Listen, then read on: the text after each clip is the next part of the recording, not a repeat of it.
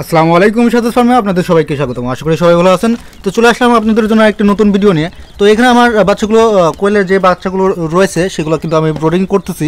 তো এইগুলোর বয়স অনেক দিন হয়ে গেছে। তারপর আমি এখানে রাখছি যেহেতু শীতকাল একটু বেশি সময় ধরে ব্রোডিং করতে হবে। আর গত ভিডিওতে আমি দেখিয়েছিলাম যে আমার দেশি মুরগির যে ডিমগুলো ছিল সেগুলো থেকে বাচ্চা ফুটতেছে। এই যে এখানে সেই দেশি মুরগির বাচ্চাগুলো, এখানে প্রায় 8টি দেশি মুরগির যে ডিম ছিল সেগুলো তার মধ্যে থেকে 7টি বাচ্চা অলরেডি বের হয়ে আসছে। তো এখন 7টা কি আপনার 6টা বাচ্চা বের হয়েছে। তো এখানে কিন্তু 2টা ডিম অলরেডি রয়েছে, এগুলো এখনও বাচ্চা বের হয় নাই, এখনও সময় আছে, হয়তো এর মধ্যে বের হয়ে আসতে পারে। আর এই পাশে যে ডিমগুলো আমি এর আগে ভিডিওতেও বলছি, এগুলো কিন্তু ফার্মি মুরগির যে ডিমটা ছিল সেটা আমি রেখেছি। তো দেখা যাক এটা পরীক্ষামূলকভাবে আমি দেখতেছি আসলে এটা থেকে বাচ্চাটা বের হয় কিনা। তো পরবর্তীতে আবার চেষ্টা করব ইনশাল্লাহ, যে যদি বাচ্চা না বের হয় আবার পরবর্তীতে আমি ইনশাল্লাহ চেষ্টা করব। তো এই বাচ্চাগুলো এখন আমি এগুলো যে কোয়েল আমি যেখানে রাখছি ব্রুডিং করতেছি সেই জায়গায় কিন্তু আমি এখন ব্রুডিং করব, আমি ওইখানেই ব্রুডিং করব।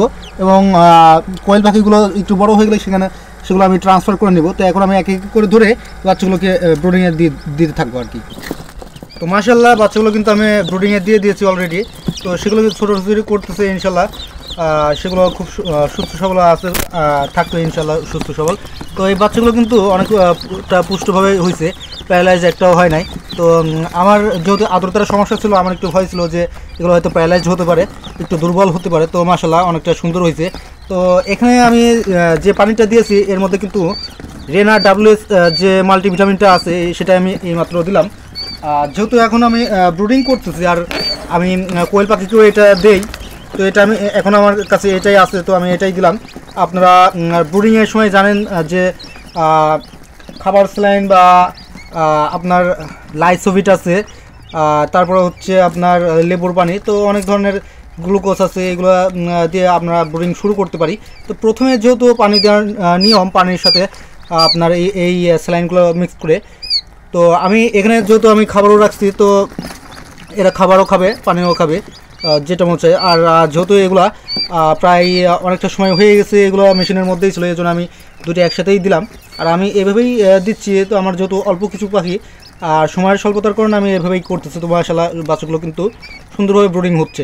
তো এখন আমি যাবো আমার যে প্যারেন্টস পাখিগুলো রয়েছে সেগুলো কী অবস্থা সেগুলো দেখতে। তো চলুন সেখানে যা যাক। তো এবার চলে আসলাম আমার কোয়েল পাখিগুলোর কাছে, যেগুলো আমার প্যারেন্টস পাখি রয়েছে।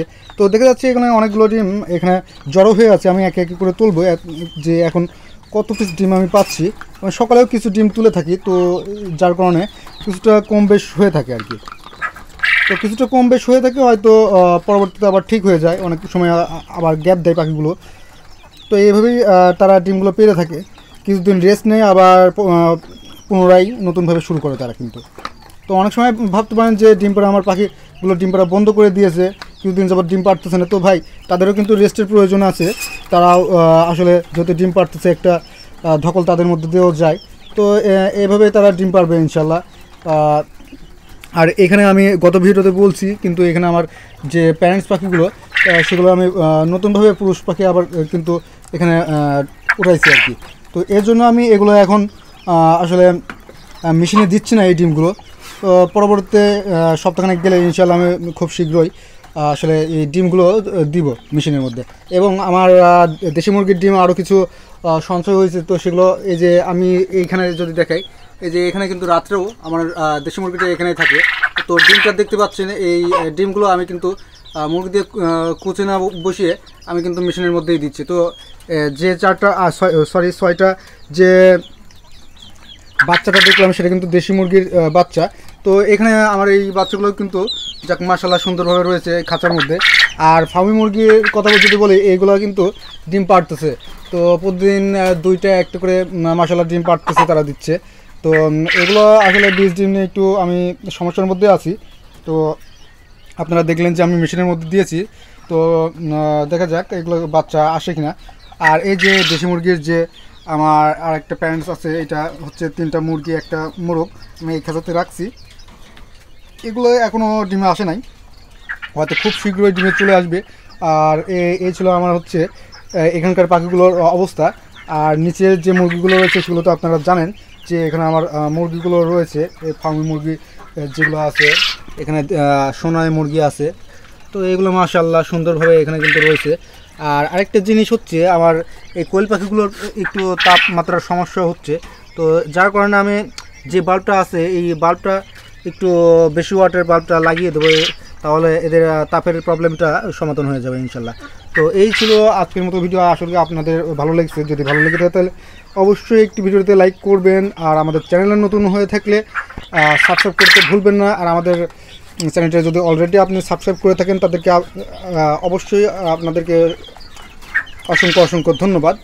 আর আমাদের চ্যানেলে যদি নতুন নতুন ধরনের কোনো ভিডিও আপনারা পেতে চান, যে ভাই এ ধরনের ভিডিও আপনি দেন বা এই ধরনের ভিডিও নিয়ে আপনি কিছু আলাপ আলোচনা করেন, তাহলে ইনশাল্লাহ অবশ্যই আমি চেষ্টা করব। আপনারা অবশ্যই কমেন্ট সেকশনে সেটা জানাবেন। তো আজকের মতো এখানে ভিডিও নিচ্ছি। সবাই ভালো থাকবেন, সুস্থ থাকবেন।